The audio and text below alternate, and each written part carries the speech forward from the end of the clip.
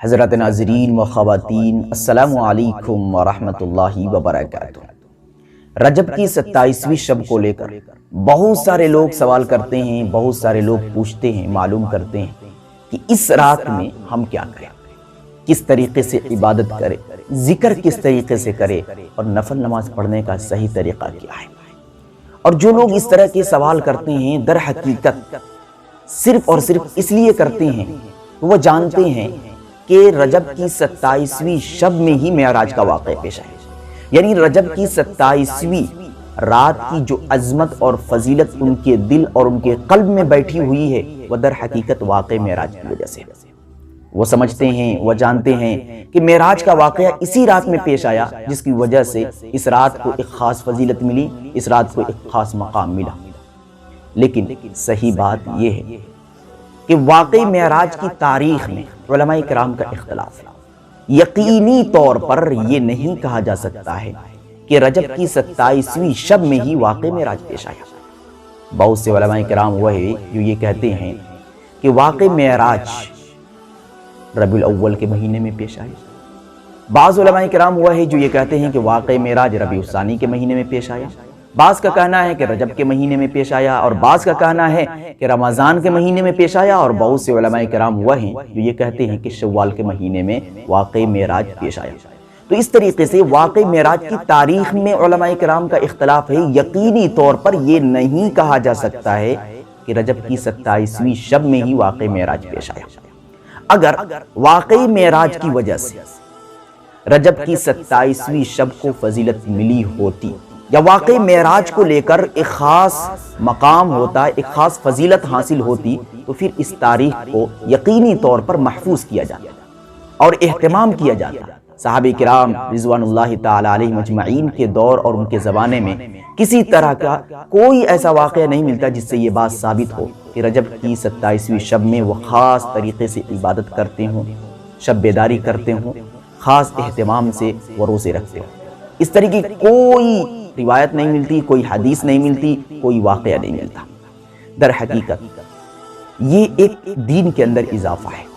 اور اللہ کے رسول صلی اللہ علیہ وسلم نے صاف طور پر ارشاد فرما دیا کہ من عمل عملا لیس علیہ امرنا فہو رد،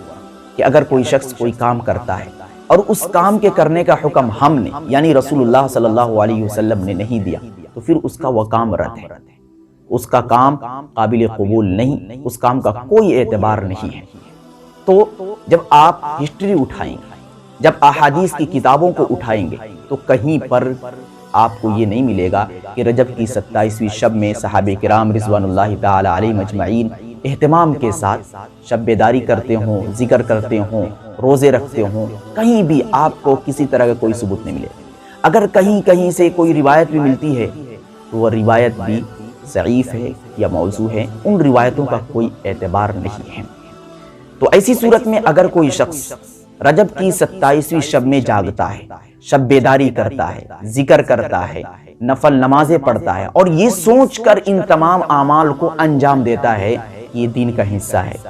حدیث سے ثابت ہے، شریعت سے ثابت ہے، اللہ کے رسول صلی اللہ علیہ وسلم کا حکم ہے، صحابہ کرام رضوان اللہ تعالی علیہم اجمعین اہتمام کے ساتھ اس عمل کو کیا کرتے تھے، تو یقیناً وہ شخص اس عمل کی وجہ سے گنہگار ہو جائے گا،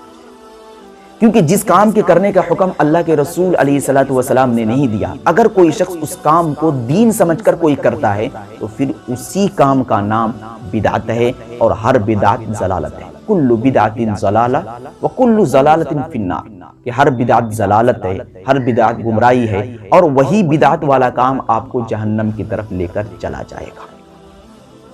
تو آپ احادیث کی کتابوں کو اٹھائے، ہسٹری کو پڑھے، آپ کو معلوم ہوگا کہ رجب کی 27ویں شب کی کوئی خاص فضیلت نہیں ہے، شب بیداری کی کوئی خاص فضیلت نہیں ہے، اس رات میں ذکر کی کوئی خاص فضیلت نہیں ہے، اس رات میں نفل نماز پڑھنے کی کوئی خاص فضیلت نہیں ہے۔ ہاں اگر آپ کا اہتمام ہے، آپ شب بیداری کا خاص اہتمام کرتے ہیں، آپ عام دنوں میں بھی تہجد کی نمازیں پڑھتے ہیں، ذکر کرتے ہیں، پھر 27ویں رجب کی رات میں بھی آپ اس کا اہتمام کرتے ہیں، نفل نماز پڑھ رہے ہیں، تہجد پڑھ رہے ہیں، ذکر کر رہے ہیں، تو پھر اس میں کوئی دو رائے نہیں، اللہ رب العزت اپنے فضل و کرم سے آپ کو اجر عطا کرے گا۔ لیکن خاص طور سے رجب کی 27ویں شب میں ہی جاگنا اور اس رات کو ایک خاص فضیلت دینا، ایک خاص مقام دینا، اس رات میں ذکر کرنا اور ایک خاص نماز پڑھنا۔